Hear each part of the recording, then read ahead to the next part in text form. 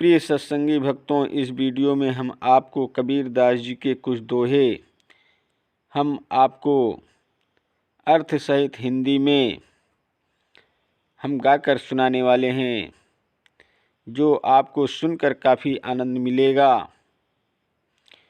Video के last date तक ज़रूर बने रहिएगा ताकि आपको सारी जानकारी सही तरीके से मिल सके, और बेल वाली घंटी दबाना मत भूलें ताकि आपको सारी नोटिफिकेशन हमेशा मिलती रहे। तो प्रिय भक्तों, सुनिएगा, ज़रूर सुनकर आपको आनंद मिलेगा। जबहि काम उमंग तन आवे, ताहि समय जो आप जुगावे। शब्द विदेह सुरति लय राखे, अगहि मन मौन नाम रस चाखे।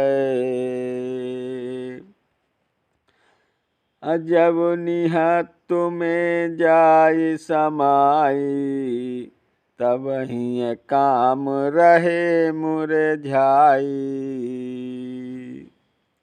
काम को वश में करने का उपाय बताते हुए सदगुरु कबीर साहब कहते हैं कि जब काम उमड़ कर शरीर में आए हो, उस समय जो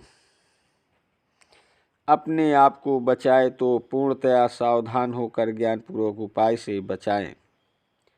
उसके लिए वो स्वयं के ऊपर अपनी सूरत ले जाकर रखें।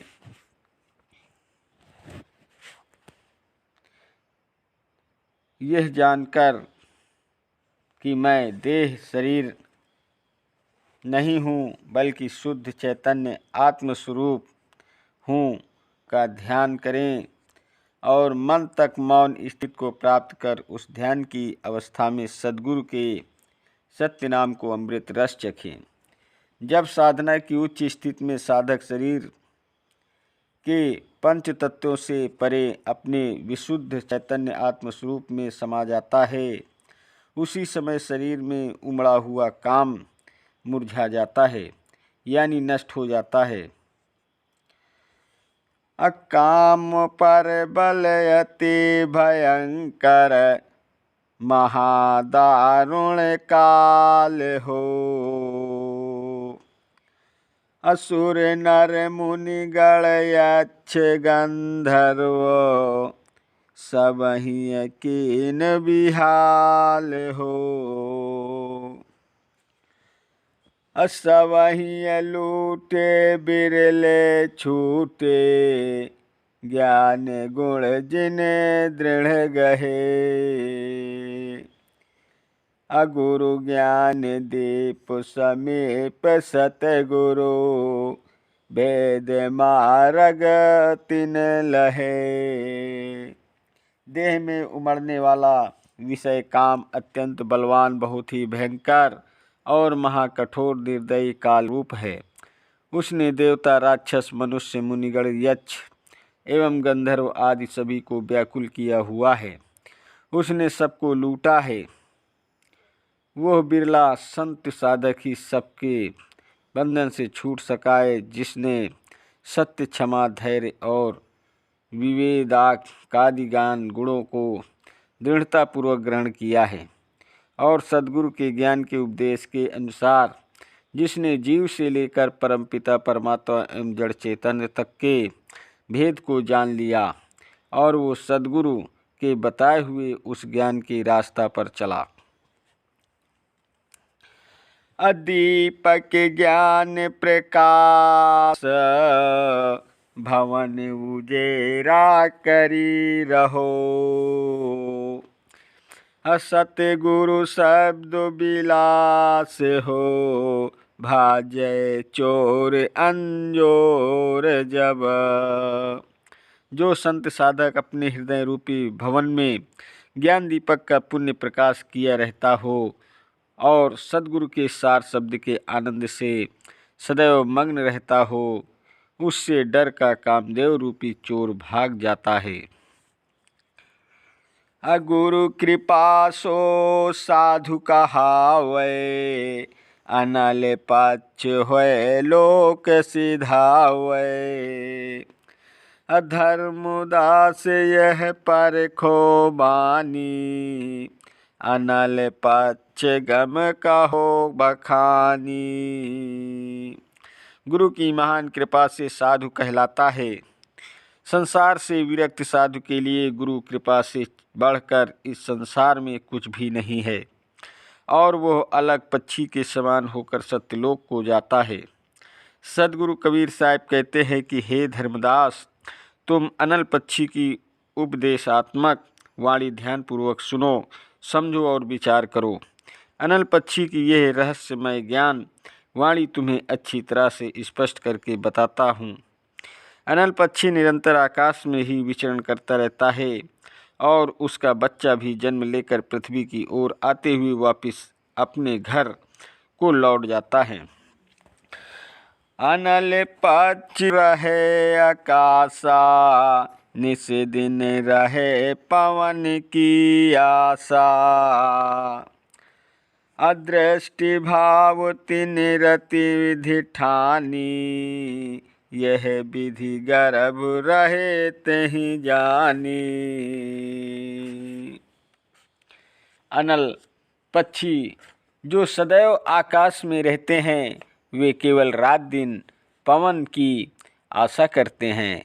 अनल पक्षी नर मादा की रति क्रिया मात्र दृष्टि भाव है, यानी वे जब एक दूसरे से मिलते हैं तो प्रेम पूर्वक एक दूसरे को रति भावना की गहन दृष्टि से देखते हैं। उनकी इस रति क्रिया विधि से मादा अनल पक्षी को गर्भ ठहरा जाता है, ऐसा जानो। अंड प्रकाशम की निपुणित हवा, निराधार आलम्ब ही जहवा। अमारग माही पुष्ट भो अंडा, मारग माही बिरह भव खंडा। फिर वहाँ मादा अनल पक्षी ने अपना अंडा प्रकाशित किया। जहाँ पर अंडा ठहरने का कोई आधार नहीं है, वहाँ तो बस केवल निराधार शून्य ही शून्य है। आधारहीन होने के कारण उसका वो अंडा पृथ्वी की ओर नीचे गिरने लगा। नीचे आते समय रास्ते में पककर पूरी तरह से तैयार हो गया। रास्ते में ही वो अंडा फूट गया और उसमें से अनल शिशु बाहर निकल आया।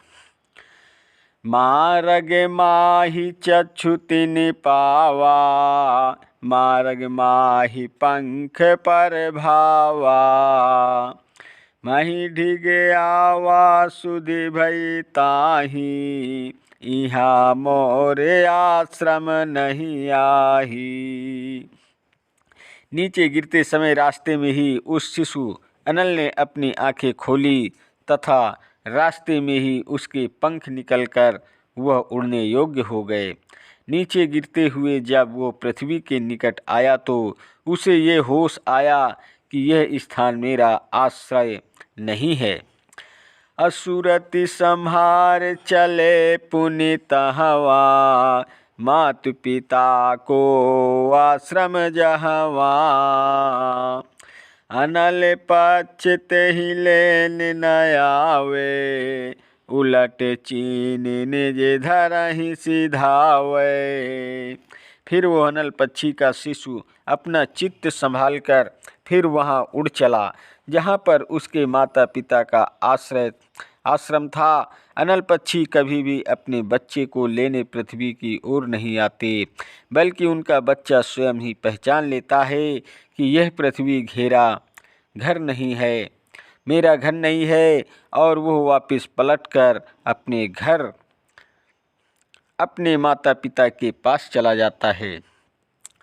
बहु पंछी जग माही रहावै, अनल पक्ष सम नाही कहावै। अनल पक्ष जस पक्षी माही, अस बिरले जीव नाम समाही। इस संसार में बहुत से पक्षी रहते हैं परंतु वे अनल पक्षी के समान गुणवान नहीं कहलाते। जैसे पक्षियों में अनल पक्षी है, वैसे ही बिरले कुछ जीव है जो सद्गुरु के नाम ज्ञान में समाते हैं। यह विधि जो जीव जयते भाई, मेटि काल सत्यलोक सिधाई। सद्गुरु कबीर साहब कहते हैं कि हे भाई, इस विधि से जो जीव ज्ञान युक्त होकर होश में आ जाता है तो वह इस काल कल्पना लोक को पार करके सत्यलोक को चला जाता है। सद्गुरु कबीर साहब अपनी अमृतवाणी में अनल पक्षी का उदाहरण देते हुए बताते हैं कि जहाँ पर पृथ्वी, अग्नि, जल, वायु और आकाश तत्वों का आधार नहीं है, वहाँ उस स्थान पर अनल पक्षी एवं सत्य शब्द का प्रकाश बिना किसी आधार के रहता है। अनल पक्षी के विषय में सद्गुरु कहते हैं कि अनल पक्षी सदैव आकाश के मध्य निवास करता है। वह पृथ्वी निवास से सदा विरक्त और विश्वासपूर्वक बिना आधार से के रहता है। कहने का तात्पर्य यह है कि जिस प्रकार अनल पक्षी पृथ्वी से अलग निराधार आकाश में विश्वासपूर्वक रहते हैं और नीचे गिरते हुए अपने शिशु का भी मोह नहीं करते, उसी प्रकार सच्चा संत साधक भी संसार में घर परिवार के मोह में नहीं पड़ते। वे इस सारहीन संसार के सहारे नहीं बल्कि सद्गुरु की भक्ति के सहारे रहते हैं और सद्गुरु के सत्य ज्ञान के अनुसार आचरण करते हुए परमपिता परमात्मा के सत्यलोक में चले जाते हैं। निरालंब आलंब सतगुरु एक आशा नाम की, गुरु चरण लेने अधीन निषिदिन, चाहे नहीं धन धाम की। सत्य नारी सकल विसारी विजया, गुरु चरण दृढ़ कै गहे, सतगुरु कृपा दुख दुसह नासै, धाम अविचल सोलह। जो जीव इस संसार के समस्त आधारों का त्याग कर एक सद्गुरु का आधार और उनके सत्य नाम से विश्वासपूर्वक लग्न लगाए रखे, अभिमान त्याग कर रात दिन गुरु चरणों के अधीन रहता हुआ दास भाव से उनकी की सेवा में लगा रहे तथा धन, घर एवं परिवार का मोह न रखे, पुत्र स्त्री तथा समस्त विषयों को मन से भुलाकर गुरु चरणों को दृढ़ता से पकड़े रहे, ताकि चाह कर भी कभी उनसे अलग ना हो सके। इस प्रकार जो साधु संत गुरु भक्ति के आचरण में लीन रहता है, सद्गुरु की कृपा से उसके जीवन मृत्यु के अत्यंत कठिन दुख का नाश हो जाता है और वह साधु सत्यलोक को प्राप्त होता है। मन वच कर्म गुरु ध्यान, गुरु आज्ञा निरखत चलै, देहि मुक्ति गुरुदान, नाम विदेह लखाई के। साधक मन वचन कर्म से पवित्र होकर सद्गुरु को ध्यान करे और सद्गुरु की अनुसार आज्ञा अनुसार सावधान होकर चलें, तब सद्गुरु उसे जड़ देह से परे नाम विदेह, जो शाश्वत सत्य है एवं जिसका नाम सत्य नाम है, उसे परमपिता का साक्षात्कार करा के मुक्ति का दान देते हैं। अविचल धाम की प्राप्ति तब ही संभव होती है जब साधक सद्गुरु को पूर्ण रूप से समर्पित होता है। सद्गुरु कबीर साहब कहते हैं कि जो संत साधक सद्गुरु की आज्ञा अनुसार कर्म एवं आचरण कराता है, वही सच्चा संत साधक होता है। वह आवागमन के बंधन से मुक्त हो जाता है। प्रिय दोस्तों, वीडियो अगर सुनकर आपको पसंद आया हो तो वीडियो लाइक, शेयर और सब्सक्राइब कीजिएगा। चैनल पर नए हैं तो बेल वाली घंटी दबाना मत भूलें ताकि आपको इसी प्रकार की नोटिफिकेशन हमेशा मिलती रहे। धन्यवाद।